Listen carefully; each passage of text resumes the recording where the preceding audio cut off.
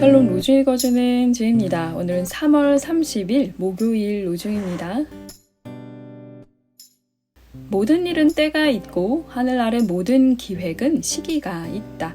전도서 3장 1절. 예수께서 12제자를 가까이 부르시고 그들에게 말씀하십니다. 보라, 우리는 지금 예루살렘으로 올라가고 있다. 예언자들이 인자에 대해 기록한 모든 일들이 이루어질 것이다. 누가복음 18장 31절. 모든 일에 때가 있음을 기억하는 하루 되세요. 샬롬 하올람.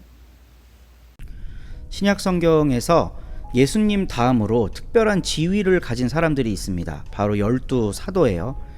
이분들은 복음서에 실제로 이름이 거명되기도 했고 초대교회에서 굉장히 큰 영향력 그리고 지도력을 발휘하기도 했습니다. 그래서 각 지역마다 우리는 어떤 사도를 따른다라고 하는 전통이 생겼고 그 사도들의 전통에 따라 각 지역에 있는 교회들도 조금씩 이제 다른 모습으로 성장하게 됐어요.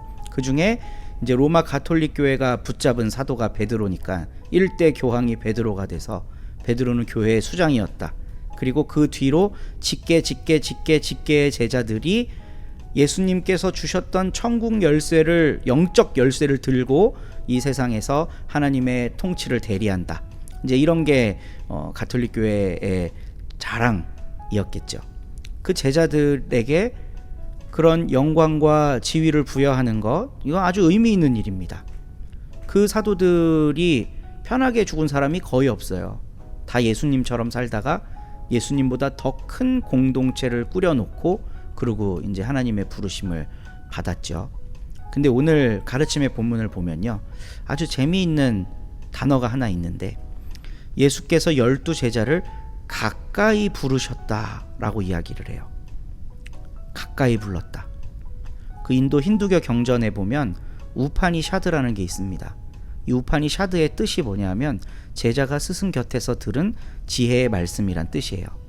그의 발치에서, 무릎 밑에서 스승이 하는 이야기를 귀담아 듣는 것, 이게 바로 제자이고 그 말씀을 들었기 때문에 제자들이 뭔가 기록물을 남길 수 있게 됐던 거죠.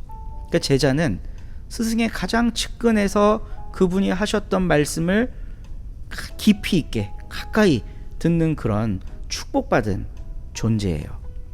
근데 오늘은 12이라고 나오지만 사실 신약 성경에는 이 남자 12제자 말고 예수님의 발치에서 말씀을 들은 여성들에 대한 이야기들도 있습니다.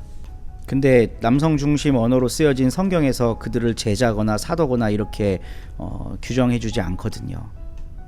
오늘 말씀을 통해 생각해보고자 하는 거는요, 12사도의 이름 휘황찬란하죠. 베드로 사도 초대 교황으로 추앙하죠. 이것 자체가 뭐 그렇게 의미가 있나 하는 겁니다. 예수님의 발치에서 그분이 전해주신 비밀스러운 하나님의 말씀을 들었던 그게 복된 거라는 거예요. 이게 복되다는 걸 인정하면 오늘 우리들도 예수님의 제자, 그분의 무릎 밑에 기대어 앉아 귀 기울여 예수님의 말씀을 들을 수 있는 사도가 될 수 있습니다. 강단에서 선포되는 그 목회자의 이야기를 맨 앞줄에서 듣고 이런 게 아니라요, 우리가 하나님의 말씀이라고 믿는 이 성경 말씀에 진지하게 귀 기울이고 그것을 내 삶에 가까이에 두고서 주님 말씀 따르고자 애쓰는 그 모든 이들이 바로 제자일 겁니다. 저는 오늘날 그런 제자들은 1세기 예수님을 따랐던 제자들보다 오히려 더 위대하다고 생각해요. 요한복음에서 예수님이 도마에게 이렇게 말씀하시거든요. 보지 않고 믿는 자가 더 복되다. 이 복을 누리는 우리 모든 서로님들 되기를 간절히 바랍니다. 3장. 아, 생각 없는 갈라티아 사람들, 누가 여러분을 홀렸습니까? 여러분 눈앞에 예수 그리스도님이 십자가에 매달리신 모습으로 생생히 나타나 계시는데도요. 여러분한테서 이것 하나만은 알아보고 싶습니다. 율법의 행위들의 기초에서 여러분이 성령을 받았습니까? 또는 듣고 믿은 것의 기초에서 받았습니까? 여러분은 이렇게도 생각이 없습니까? 성령을 힘입어 시작했다가 이제는 몸뚱이로 끝내려고 합니까? 여러분은 그렇게 많은 경험을 헛되이 한 것입니까? 정말로 헛되었단 말입니까? 그러면 여러분을 도와 성령을 주시고 여러분 가운데서 기적을 일으키시는 분이 그렇게 하시는 것은 무엇의 기초에서입니까? 여러분의 율법의 행위들입니까? 또는 여러분이 듣고 믿은 것입니까? 아브라함이 하나님을 믿으니 하나님이 이를 보시고 그를 의롭다고 여겨주셨다라고 한 것과 같습니다. 그러므로 여러분은 알아두십시오. 믿음의 기초에서 사는 사람들, 이 사람들이 아브라함의 아들, 딸들입니다. 성경은 미리 내다보았습니다. 믿음의 기초에서 하나님이 다른 민족 사람들을 의롭다고 인정해 주신다는 것을요. 그래서 아브라함에게 미리 좋은 소식을 이렇게 전해 주었던 것입니다.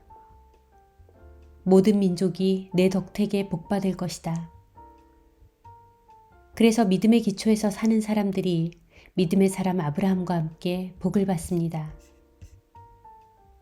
율법의 행위들의 기초에서 사는 사람들은 누구나 다 저주 아래 있습니다. 성경에 이렇게 적혀 있기 때문입니다. 저주 아래 있다. 율법책에 적혀 있는 것 전부의 테두리 안에 머물러 있으면서 그것들을 실행하지 않는 사람은 모두 율법으로는 아무도 하나님 앞에서 의롭다고 인정을 받지 못한다는 것이 분명합니다. 의인은 믿음의 기초에서 살 것이다 라고 했기 때문입니다. 율법은 믿음에 기초한 것이 아닙니다. 그러나 율법 규정들을 실행하는 사람들은 그것들 덕분에 살아갈 것이다 라고 했습니다. 그리스도님이 값을 치르고 우리를 율법의 저주에서 풀어주셨습니다. 우리를 위해서 저주를 받으심으로써요. 성경에 이렇게 적혀 있기 때문입니다. 나무에 매달린 사람은 모두 저주받은 사람이다. 그리하여 그리스도 예수님 안에서 다른 민족들한테도 아브라함의 복이 이르게 하시려는 것이었습니다. 약속하신 성령을 우리가 믿음을 통해서 받게 하시려는 것이었습니다. 형제 자매 여러분, 일상생활의 예를 들어 말해보겠습니다. 사람의 유언이라도 확정되고 나면 아무도 그것을 없애거나 거기에 덧붙이지 못합니다. 그런데 하나님이 아브라함에게 또 그의 후손에게 여러 약속을 하셨습니다. 이때 많은 사람을 두고 말씀하시듯이 후손들에게라고 하시지 않고 한 사람을 두고 말씀하시듯이 너의 후손에게라고 말씀하십니다. 바로 그 후손은 그리스도님이십니다. 내가 말하려는 것은 이것입니다. 하나님이 확정해 놓으신 언약을 430년 뒤에 생긴 율법이 무효로 만들어 그 약속을 폐지하지 못한다는 것입니다. 상속을 물려받는 것이 율법에 기초한 일이라면 그것은 더 이상 약속에 기초한 일이 아닙니다. 그러나 아브라함에게 약속을 통해 그것을 은혜로 주셨습니다. 하나님이. 그러면 율법은 무엇 때문에 있는 것입니까? 범죄 때문에 덧붙여진 것입니다. 약속을 받은 그 후손이 오실 때까지 유효한 것으로 천사들을 통해서 한 중개자의 손을 빌려 명령하신 것입니다. 중개자는 한 편에만 속해 있지 않습니다. 그런데 하나님은 한 분이십니다. 그렇다면 율법은 하나님의 약속들에 맞서는 것입니까? 절대로 그럴 수 없습니다. 생명을 얻게 할 수 있는 율법이 주어졌다면 실제로 의롭다고 인정받는 것이 율법에 기초를 두게 되었을 테니까요. 그러나 성경은 모든 것을 죄 아래 가두었습니다. 믿는 사람들에게 예수 그리스도님을 믿는 믿음에 기초하여 그 약속을 주시려는 것이었습니다. 믿음이 오기 전에는 우리가 율법 아래 갇혀서 보호관리를 받고 있었습니다. 믿음이 장차 나타날 때까지요. 그래서 그리스도님이 오실 때까지 율법은 우리의 돌봄교사가 되었습니다. 우리가 믿음의 기초에서 의롭다고 인정받도록 하려 한 것이었습니다. 그런데 믿음이 이미 왔으므로 우리가 더 이상 돌봄교사 아래 있지 않습니다. 여러분은 모두 그 믿음을 통하여 그리스도 예수님 안에서 하나님의 아들, 딸입니다. 여러분 가운데서 세례를 받아 그리스도님 안에 들어간 사람들은 다 그리스도님을 옷으로 입었기 때문입니다. 유대아 사람도 그리스 사람도 없고 노예도 자유인도 없으며 남성도 여성도 없습니다. 여러분 모두는 그리스도 예수님 안에서 하나이기 때문입니다. 여러분이 그리스도님의 사람이면 그러면 여러분은 아브라함의 후손입니다. 약속에 따라 정해진 상속자들입니다. 아멘.